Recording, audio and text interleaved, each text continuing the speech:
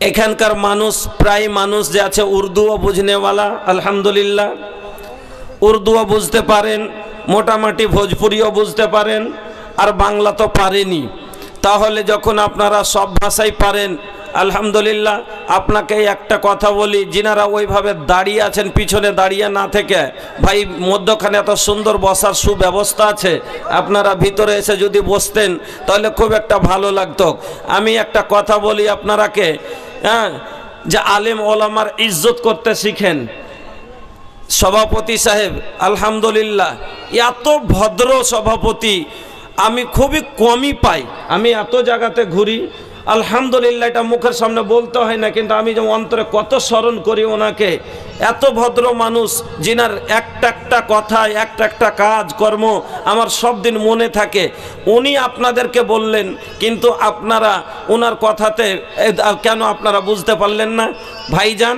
এজন্য কি যুগ এলো যে আমরা বুঝতেই পারি না, যুগটাই কি জিনিস বুঝতে পারি না, আর এই যুগের লক্ষ্যও বুঝতে পারি না। আমি এর উপর একটা ভোজপুরিও লিখেছি কয়েকদিন হলো, একবার নতুন নিজে তৈরি করেছি এখন, কে আইল कैसन जमाना ই বুঝাইবে না করে, যেকরা চাহি লাজাবে কে ও লাজাইবে না করে। কোন যুগ এলো বুঝতে পারি না, যাকে লাজ লজ্জা করার কথা সে লাজ লজ্জাই করে না।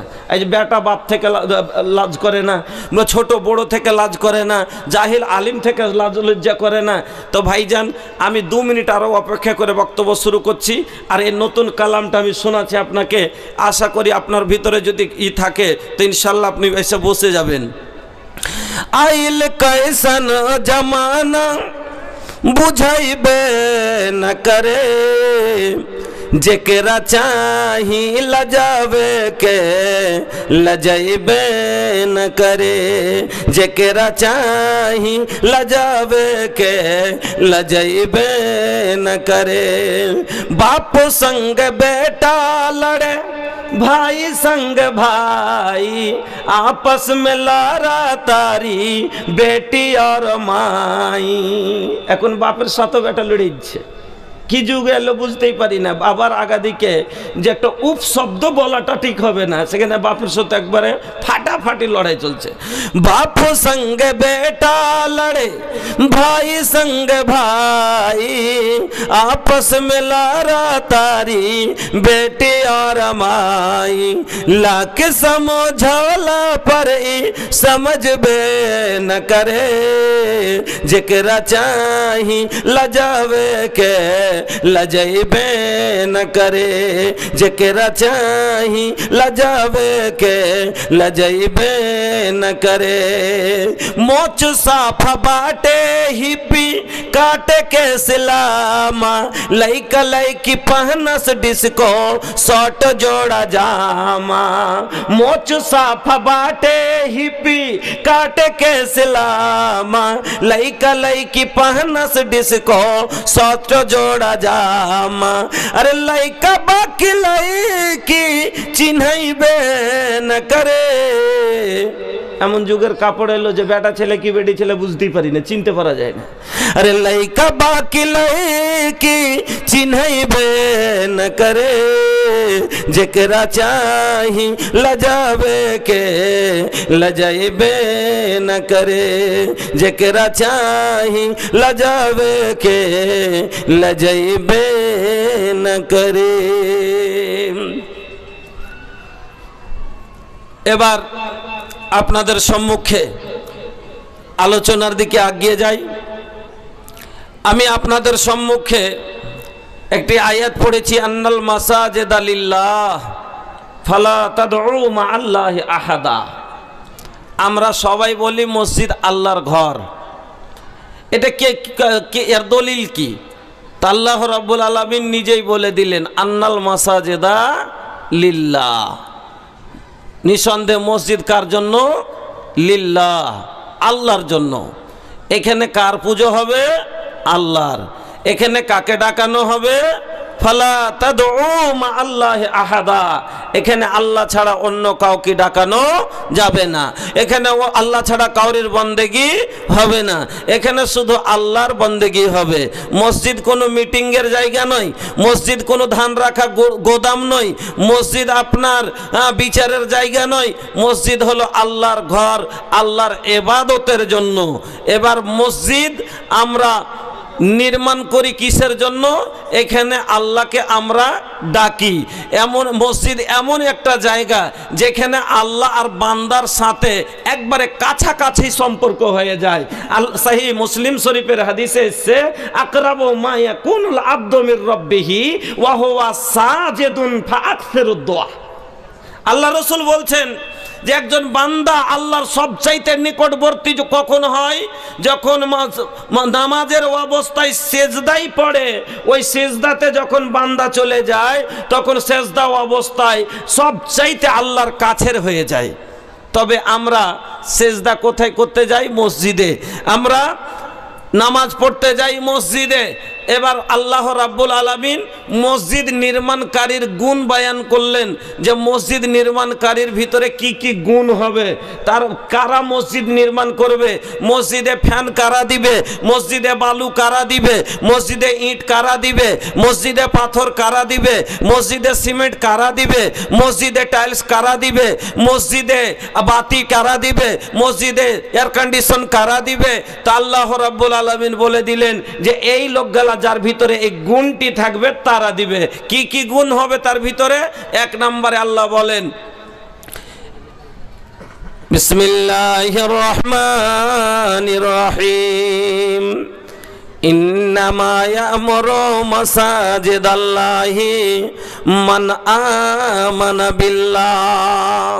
মসজিদ যারা নির্মাণ করবে তার ঈমান হবে আল্লাহর উপরে, তারা বিশ্বাস স্থাপনকারী হবে আল্লাহর উপরে।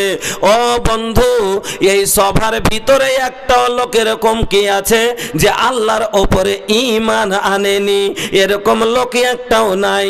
এই সভার ভিতরে যত লোক আছে সবাই ঈমান আল্লাহর উপরে রাখি। ঈমান কিসের উপরে? আমানতু বিল্লাহি ওয়া মালাইকাতিহি ওয়া কুতুবিহি ওয়া রাসূলিহি ওয়াল ইয়াউমিল আখির ওয়াল কদরি খাইরিহি ওয়া শাররিহি মিনাল্লাহি তাআলা ওয়াল বাস বাদাল মাউত। আল্লাহর উপরে ঈমান, ফেরেশতার উপরে ঈমান, কোরআনের উপরে ঈমান, রাসূলের উপরে ঈমান, আখিরাতের উপরে ঈমান, তাকদীরের ভালো মন্দর উপরে ঈমান। আছে না নাই? এখানে এরকম লোক কি আছে যার ঈমান আল্লাহর উপরে নাই? আছে। সব এরকম লোক নেই, সবারই ঈমান আল্লাহর উপরে আছে। কিয়ামত বলে সবাই বিশ্বাস করে যে হ্যাঁ একদিন কিয়ামত হবে। রাসূলের উপরে সবাই বিশ্বাস করেন, কোরআনের উপরে সবারই ঈমান আছে, সব জিনিসের উপরে। শুধু তাকদীরের ভালো মন্দটাতে একটু যে আছে কম আছে, মানে তকদিরটা একটু মানুষ এখনো তকদিরটা আল্লাহর উপরে ভেবে দিতে পারেনি। না হলে তাবিজের উপরে বিশ্বাস করতো না, হ্যাঁ। আর না হলে আপনার এদিকে হয় কি না হয়, আমাদের দিকে যখন রাস্তাঘাটে চলি তখন বলি যে আয় আল্লাহ, এত জালসা বাড়লো দেশে, এত মাদ্রাসা হলো দেশে, তারপরও এখনো যে হালাত মানুষের ভিতরে এত আছে। আমাদের দিকে দেখতে পাই যখন গাভীগুলো প্যাট মানে একটু দেখি 7-8 মাসের প্যাট হয়ে গেছে বড়, আর একটু থানটা ঝুলেছে বড় হয়েছে, দেখি গলাতে একটা চাপ্পাল লটকে দেয়, গলাতে একটা চাপ্পাল বেঁধে দেয়। কিসের জন্য? নজর লাগবে না। নজর লেগে যাচ্ছে মানুষ, নজর লেগে গেলে দুধ হবে না, খারাপ করে দিবে তার লেগে। তকদিরে যদি ওর 2.5 কেজি লেখা থাকে তো 5 কেজি জীবনও হবে না। তকদিরে যদি আল্লাহ রসুল বললেন, আব্দুল্লাহ বিন আব্বাসকে আল্লাহ রসুল বলেছিলেন, ওয়া আলাম আন্নাল উম্মাতা লা বিজতামাত আলা আইয়ান ফাওকা বিশাইইন লাম ইয়ানফাউকা ইল্লা বিশাইইন কাদ কাতাবাহুল্লাহু লাক ওয়া ইন ইজতামাউ আলা আইয়াদুররুকা বিশাইইন লাম ইয়াদুররুকা ইল্লা বিশাইইন কাদ কাতাবাহুল্লাহু আলাইক। এই কথা ভালো করে জেনে নাও। সারা পৃথিবীর মানুষ যদি একজোট হয়ে যায়, একাই তো দূরের কথা, একটা লোক চাই যে লোকটাকে আমি বড় লোক করে দিব, এর উপকার করব।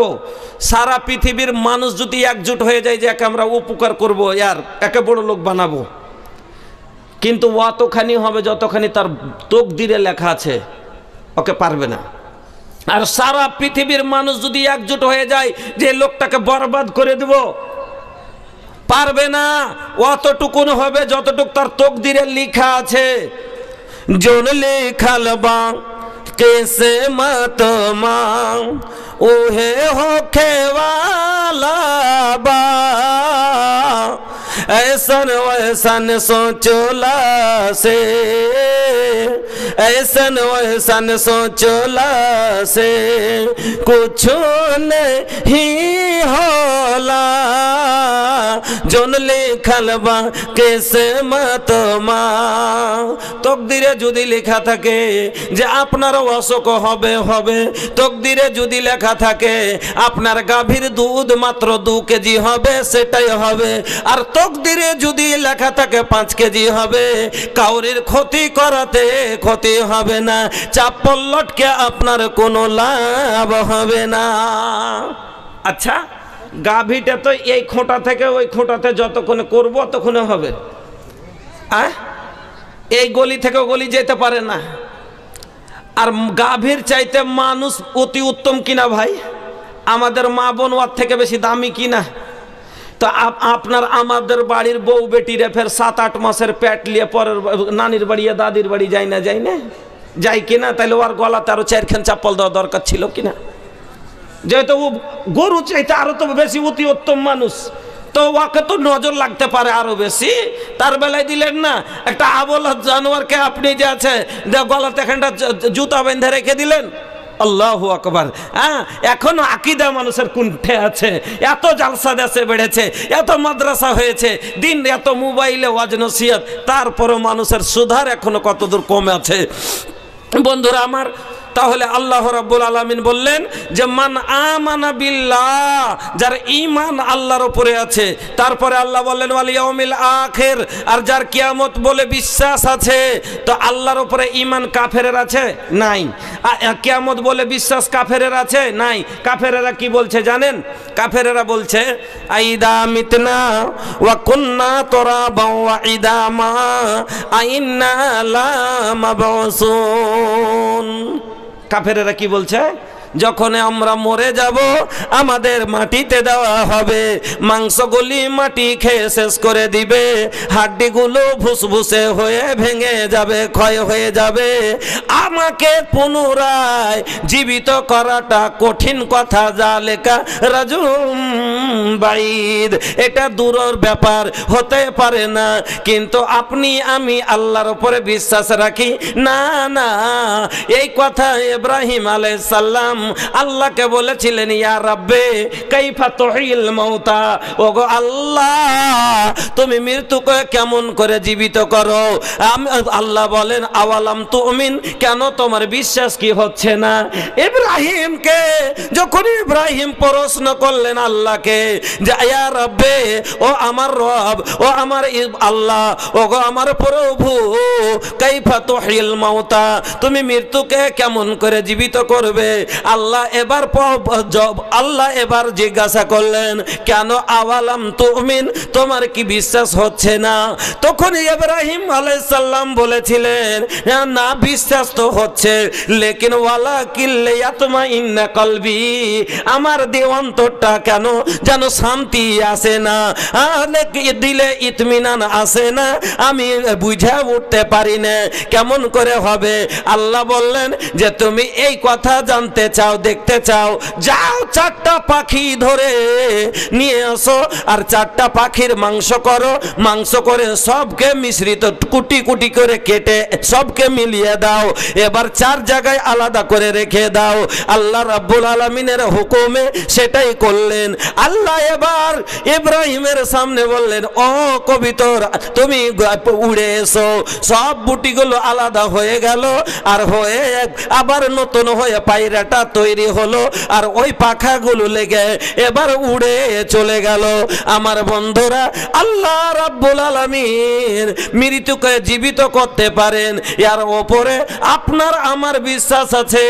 আমরা জানি খালকিন জাদিদ, আল্লাহ নতুন করে সৃষ্টি করতে পারেন। আর কাফেররা বলছে জালিকা রাজুম বাইদ, ওরা বলছে দূরের কথা, এটা হতে পারে না।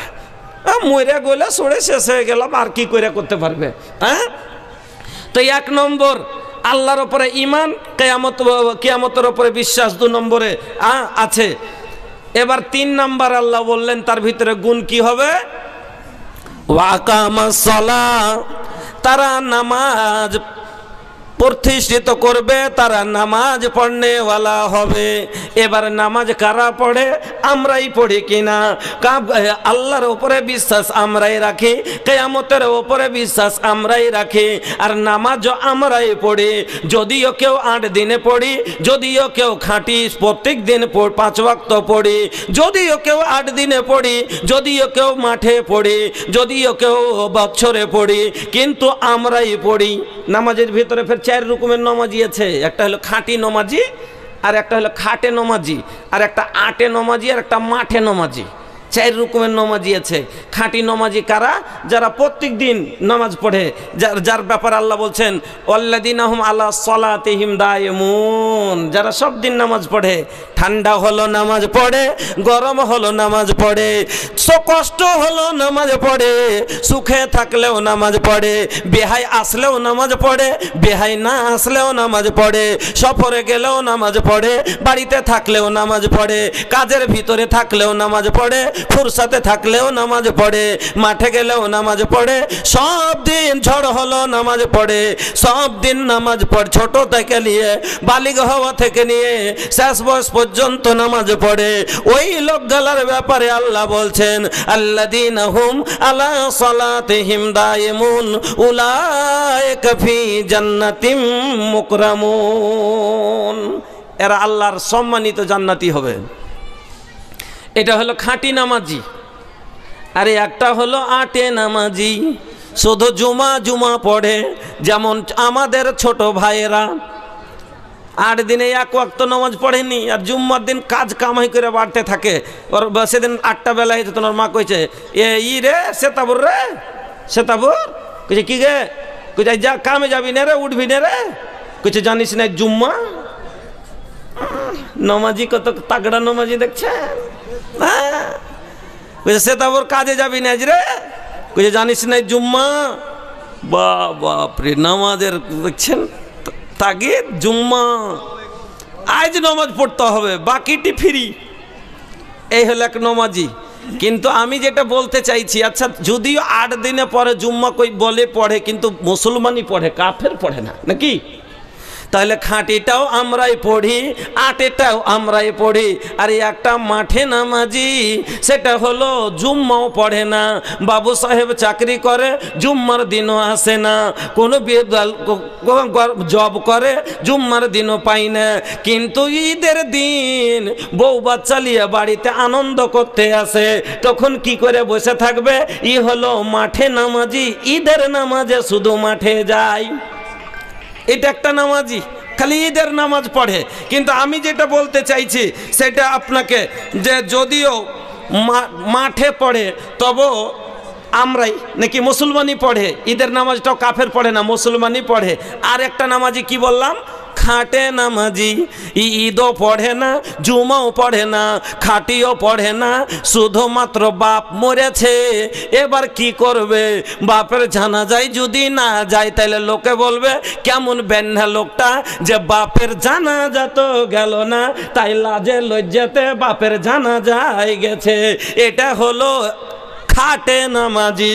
মানে ওই আগা দিকে খাটে হলে চাচার জানাজা হলে পড়ে, বাপের জানাজা হলে পড়ে, আর পড়ে না। এটা এক ধরনের নামাজি। তবে আপনাকে আমি যেটা বলতে চাই, যদিও খাঁটি পড়ে মুসলমান, যদিও আটে পড়ে মুসলমান, যদিও খাটে পড়ে মুসলমান, যদিও মাঠে পড়ে মুসলমান, কাফের পড়ে না। তাহলে এই গুণটাও হলো আপনার আমার ভিতরে।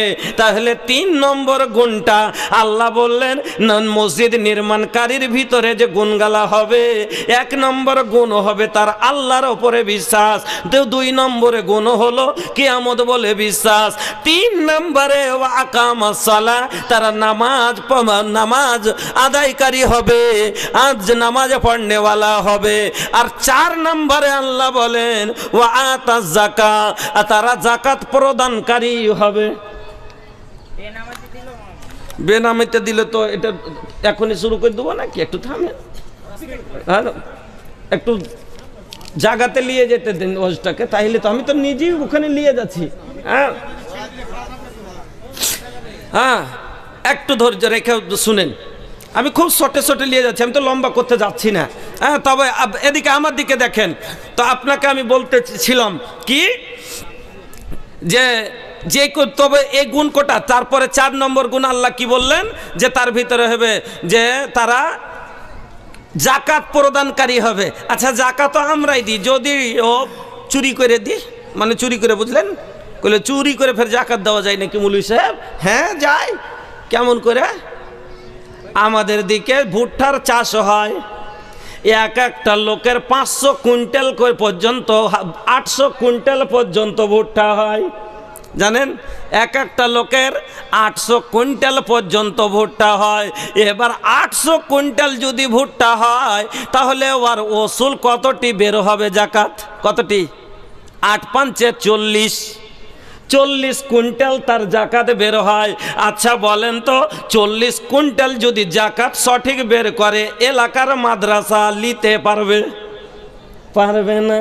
কিন্তু তারপর এলাকার মাদ্রাসা হাঁ করে তাকাচ্ছে, কিছু নাই। তার কারণ হলো ওই আল্লাহওয়ালা লোকটা মাত্র 3 কুইন্টাল বের করেছে বা 5 কুইন্টাল বের করেছে, 35 কুইন্টাল মেরে দিয়েছে। 5 কুইন্টালে দে বেনিয়া গ্রামকে দিয়ে দিবি 1 মন, আর অমুক মাদ্রাসাকে দিবি 1 মন, একে দিবি 5 কেজি, ওকে 5 কেজি, আর 1.5 মন থুয়ে দে। গোটাই বছর ফকির মিসকিন আসলে বাড়িতে দিতে হবে। এই করে দিয়ে যখন 40 মন 40 কুইন্টাল কাউরির জাকাত বের হবে, কোনো মানুষ দিতে পারে না। ওর বোরা দেখার পরে ওর ভিতরটা হুগলি হাওড়া করতে লাগে, ওরে বাপরে বাপ, 40 দুগুণে 80,000 টাকা, এতটি জাকাত মাল দেওয়া যাবে না। তখন মেরে দিলাম। আর না তো প্রথম যে আছে, যখন 2500 টাকা কুইন্টাল তখন বেচে দেয়, আর লাস্টে যখন 1800 হলো তখন কইছে 2 কুইন্টাল বাহির করে দে। এই যে কুইন্টালে 500 টাকা 700 টাকা মেরে দিলাম, চোর হইলাম না? বাইরেও যদি করে তবে কিন্তু এখানে ঘাপলা আছে। মানে প্রথমে 2500 টাকা কুইন্টাল থাকে, তখন মানে যতটি তৈরি করলো বিক্রি করে দিলে, আর লাস্টে যখন 1800 হয়েছে তখন বের করে দিলে, তো কুইন্টালে তো 700 টাকা মারা পড়লো। তো এই ঘাপলা মেরেছে না মারেনি? তো বেঈমান হলো না? তো যদিও বেঈমানি করে জাকাত দিই, কিন্তু এই জন্য বললাম চুরি করে জাকাত দেওয়া। হ্যাঁ, তো যদি ও চুরি করে দেয় তবে আমরাই দিই, মুসলমানই দিই, কাফের দেয় না। যদিও 5 কুইন্টালের জায়গায় 1 কুইন্টাল দিই, যদি ওই 1 কুইন্টালের জায়গায় 10 কেজি দিই, কিন্তু আমরাই দিই। যদিও টাকা আমার 1 কোটি ব্যাংকে আছে, তাতে আমার এতগুলো টাকার ভিতরে আমার হয়তো যে আছে 5 কোটি, যে 5 লক্ষ টাকা আমার জাকাত বের হচ্ছে, আমি 50,000ই বের করি, কিন্তু করি কে? আমরাই করি। তাহলে বোঝা গেল এই গুণটাও আপনার আমার ভিতরে আছে। তাহলে মসজিদ নির্মাণের কাজ হলো আপনার আর আমার। হ্যাঁ, তারপরে আল্লাহ বলছেন ওয়ালাম ইয়াখশা ইল্লাল্লাহ, আর তারা আল্লাহ ছাড়া কাউকে দেখে ভয় করবে না। আল্লাহকে দেখে কারা ভয় করে? আমরাই না করি। কাফের করে। যদি আল্লাহকে দেখে ভয় করত, তাহলে আল্লাহর সাথে আর অন্য রব মানতক। ওরা কি আল্লাহকে জানেন আল্লাহ আছে? ওকে যদি জিজ্ঞেস করেন যে জমিনকে পয়দা করেছে, আসমানকে পয়দা করেছে, তৈরি করেছে, ওরাও বলবে কি? হ্যাঁ, কেউ আল্লাহ উপরওয়ালা কার করছে কি বলবে? আরে আসমান কোন বানায়া? না তো উপরওয়ালা বানায়া। তো উপরওয়ালা একজন আছে, ওরাও জানে এটা, কিন্তু তার সাথে ওদের ফের আরো রব আছে। কে? যেরকম ওরা বলে হাজা রাব্বুল বাররে, হাজা রাব্বুল বাহারে, এটা হলো সমুদ্রের রব, এটা হলো ওপরের রব, এটা হলো যেরকম সরস্বতী। একটা ওদের রব আলাদা আলাদা, সব জিনিসের আল্লাহর আলাদা আলাদা। যেরকম বিশ্বকর্মা হলো লোহার রব, বিশ্বকর্মা হলো লোহার শুদ্ধর্ঘে আলাদা রব আছে। যেরকম মা দুর্গা হলো কিসের? শক্তির রব, মানে ওর শক্তি প্রদান করে ও। যেরকম সুর, গলার যার কণ্ঠ ভালো, কণ্ঠ সুরের রব কে হলো জানেন? ওর কি? সরস্বতী হলো সুরের রব। কইছে যে কোনো মানুষের যদি গলা ভালো হয়, আওয়াজ খুব সুন্দর হয়, কইবে বাপ রে বাপ, মনে হচ্ছে গলাতে একবারে সরস্বতী বাস করে। হ্যাঁ, সরস্বতী বাস করে। তো ওদের আলাদা আলাদা সব জিনিসের রব আছে, কিন্তু আমাদের রব কে? মাত্র একজন আল্লাহ। আমাদের খুশকির রব আল্লাহ, আমাদের দরিয়ার রব আল্লাহ, আমাদের লোহার রব আল্লাহ, আমাদের পানির রব আল্লাহ, আমাদের যা কিছুর রব সব আমাদের কে আল্লাহ। আমার বন্ধুরা, তাহলে আমরাই আল্লাহকে দেখে ভয় করি। এবার তাহলে বুঝা, এই আয়াতের দ্বারা বুঝে গেলেন যে মসজিদ নির্মাণের কাজ হলো আপনার আমার দায়িত্ব। এবার বলেন মসজিদ নির্মাণ করে পাবো কি? মৌলানা সাহেব ঠিক আছে করব, আমি এত পরিশ্রম করে টাকা ইনকাম করেছি আর তার ভিতর থেকে 5,000, 10,000, 50,000 আমি দিয়ে দিব, তো দিয়ে যে দিব টাকা, তো আমি পাবোটা কি? কেন বিনা লাভে আমি কোনো কাজ করব কেন? এটা কিনে ঠিক প্রত্যেকটা জিনিস লাভের জন্য করা দরকার।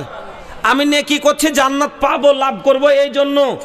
তো মৌলভী সাহেব আমি যে কাজটা করব, আমি ব্যবসা করছি আমার টাকা ইনকামের জন্য, তো আমি যে দানটা করব তো আমার লাভ কি হবে?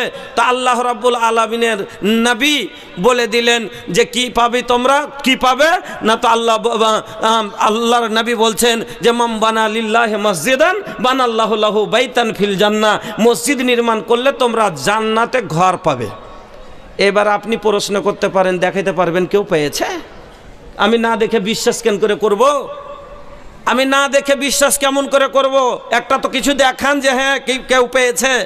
এই জন্য চলেন আপনাকে নিয়ে যেতে হবে, স্পষ্ট করার জন্য আপনাকে দেখাবার জন্য নিয়ে যেতে হবে। এবার আপনাকে মারিয়ামের কাছে, এবার মারিয়ামের কাছে চলি আমরা। খুব অল্প 5 মিনিটে আমরা চলে যাব কোথায়? ঈসা আলাইহিস সালামের মা মারিয়াম ছিল না? মারিয়ামের মার নাম হলো হান্না বিনতে ফাকুস। তো ওই মারিয়ামের মা হান্না উনি বন্ধা মহিলা ছিলেন, ভালো করে শুনবেন।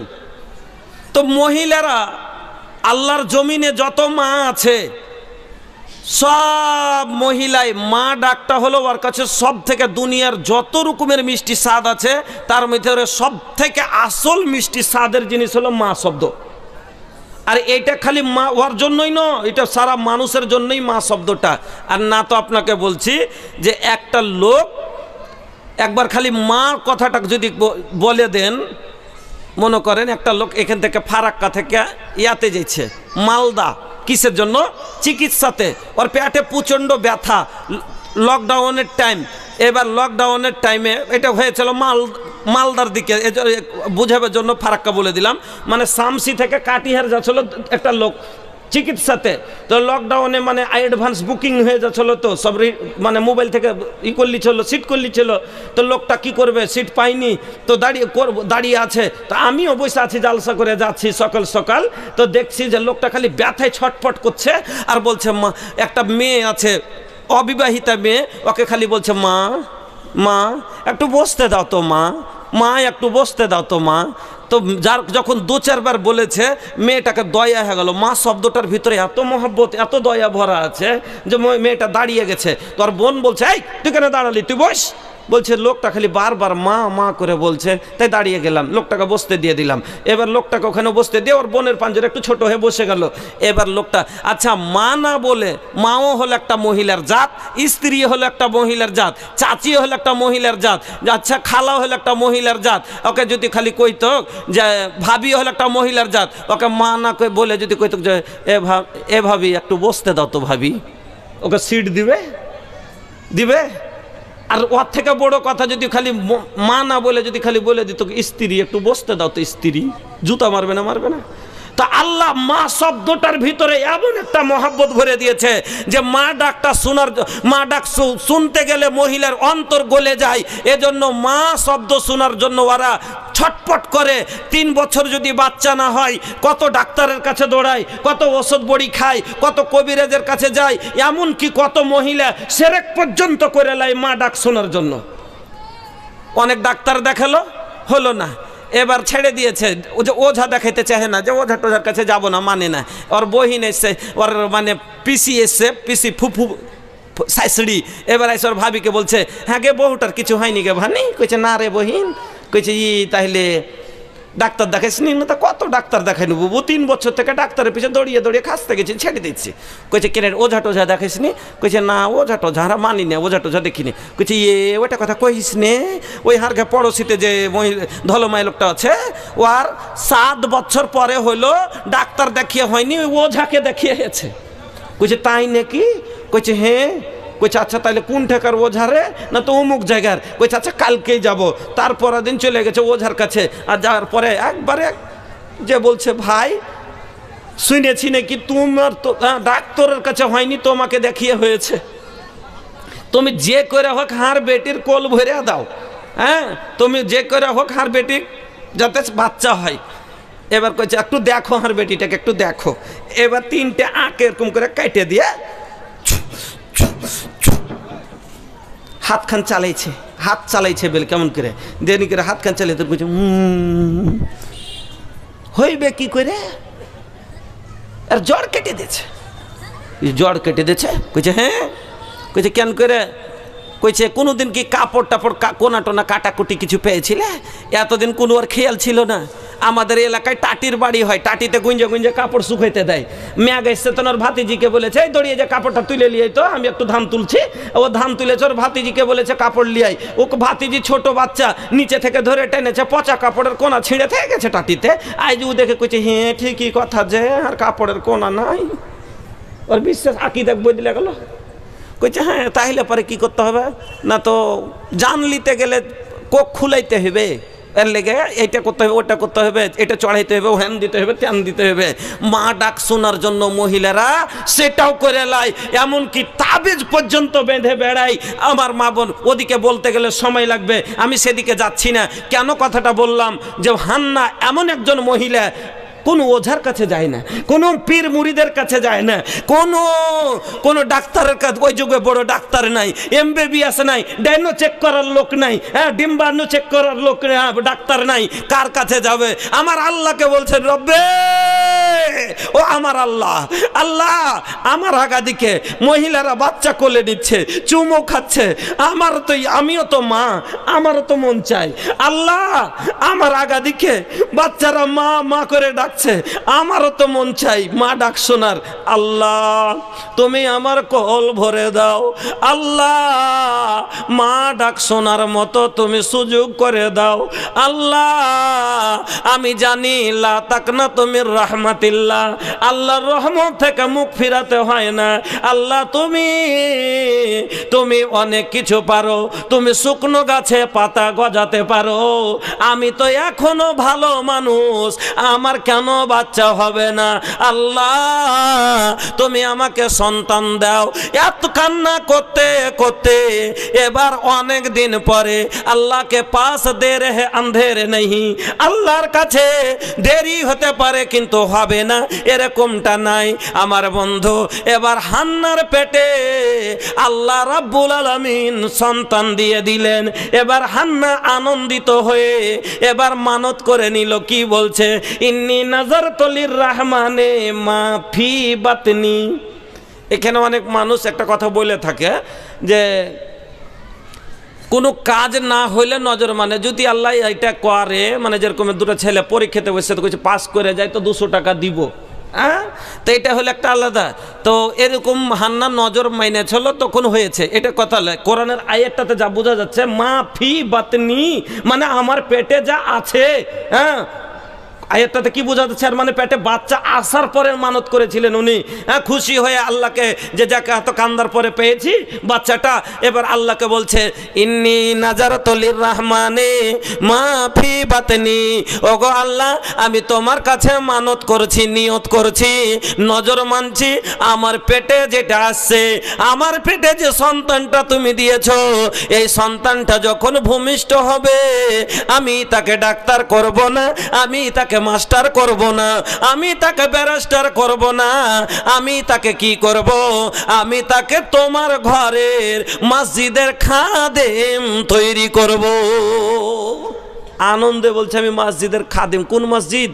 তখন কোন মসজিদ ছিল? মসজিদ আকসা, যে মসজিদে লড়াই চলছে, ওই মসজিদে আকসার খাদেম করার জন্য। এবার 1 মাস গেল, 2 মাস গেল, 3 মাস গেল, 4 মাস গেল, 9 মাস পেরিয়ে 10 মাসে এবার হান্নার পেট থেকে বাচ্চা ভূমিষ্ঠ হলো। জ্যোতিবা ভূমিষ্ঠ হয়ে পড়ছে, তুলে দেখছে তো ছেলে নয়, হয়ে গেছে মেয়ে। মনে মনে ভাবছিল ছেলে হবে, এবার হয়ে গেল মেয়ে। আল্লাহকে বলছেন ওয়াজাতাহা উনসা, আল্লাহ আমি যে মেয়ে জন্ম দিলাম, মনে মনে ভাবছিলাম আমার ছেলে হবে, কিন্তু আল্লাহ মেয়ে হয়ে গেল, আমি কি করব? আল্লাহ বলেন এটা তোর মেয়ে ছেলের চাইতে ভালো। ওয়াসাম্মাইতুহা মারিয়ামা, আর ওই মেয়েটারই নামই রাখা হলো মারিয়াম। ওই মারিয়াম ঈসা আলাইহিস সালামের মা। ওই মারিয়াম এবার যখন একটু বড় হয়েছে, মসজিদে ঝাড় দেওয়ার মতো হয়েছে, মসজিদ পরিষ্কার করার মতো হয়েছে, মারিয়ামের মা মারিয়ামকে সঙ্গে করে চলে গেলেন বাইতুল মুকাদ্দাসে রাখতে। এবার ওখানে মসজিদের খাদেম বানাতে চলে গেলেন। এবার ওখানে রেখে চলে আসলেন। এবার মসজিদে যদি ইমাম রাখা যায়, তার থাকার জায়গা লাগবে, তার খাবার ব্যবস্থা লাগবে। এবার তার থাকার একটা রুম জায়গা করা হলো, থাকবে, কিন্তু খাওয়াবে কে? আল্লাহ রে আল্লাহ, আজকের মতো নয়, এই জায়গার সিস্টেমটা সেখান থেকে চলে আসছে। আজকে গোটাই 14টা লোকের বাড়িতে খাবার হয়, আর মৌলভী সাহেবের জায়গির দিতে গেলে বলে পারবো না। মারিয়ামের জায়গির লাভার জন্য সব লোক একবারে আকাঙ্ক্ষিত। ও বলছে আমাকে দাও, ও বলছে আমাকে দাও, ও বলছে আমাকে দাও। কাকে দিব? একে দিলে ওর মনে কষ্ট। বলা হলো এরকম করে হবে না, সবাই নিজের নিজের নাম পেশ করো। এবার করা আন্দাজে করব, লটারি করব, যার নাম বের হবে, কোরাতে যার নাম বের হবে তার বাড়ি জাগির থাকবে। নাম বের হলো কার? জাকারিয়া আলাইহিস সালামের। হ্যাঁ, আর জাকারিয়াটা কে? তো মারিয়ামের খালু। আর আল খালা তো বেমানজিলাতুল খালা হলো মায়ের দরজায়। আচ্ছা, খালার একটা দোসরা নাম আপনারা কহেন মাসি, নাকি? মাসি, খালাকে মাসি বলেন না? বলেন না? এর মানে কি? মাসি মানে কি গো? মাসি মানে খালার, খালা মানে মাসি, মায়ের বোন। জি না, মাসি এটা হলো উর্দু শব্দ, মানে মা জৈসি, আসলে হলো মার মতো। এ মাসি মানে মার মতো। মা শিখেছে মেরি মা জৈসি, মাসি। মাসি মানে হলো মার মতো, মায়ের দ্বিতীয় রূপ হলো মাসি। এই জন্য একটা অন্য লোকের বাড়িতে যদি জাগির হয়, আর লোকটা যদি সকাল সন্ধ্যা খাবার দিতে যায়, তাহলে অনেক মানুষ হতে পারে কত রকমের কুধারণা করবে, নাকি? কত কথা বলে দিবে। কিন্তু আর খালু যদি বোন বেটির বাড়ি, ভাইরা বেটির কাছে যায়, তো মানুষ অতটা কি মাইন্ড করবে না। দ্বিতীয় কথা হলো, খালুর কাছে যতটা নিরাপত্তাই থাকবে, অন্য কাউরের ইয়াতে থাকতে পারবে না। এই জন্য আল্লাহর হুকুমে নাম বের হলো জাকারিয়া আলাইহিস সালামের। এবার জাকারিয়া আলাইহিস সালাম মারিয়ামের খাবার দিয়ে আসা যাওয়া করেন। সকালে খেতে দিতে যান, বৈকালে খেতে দিতে যান।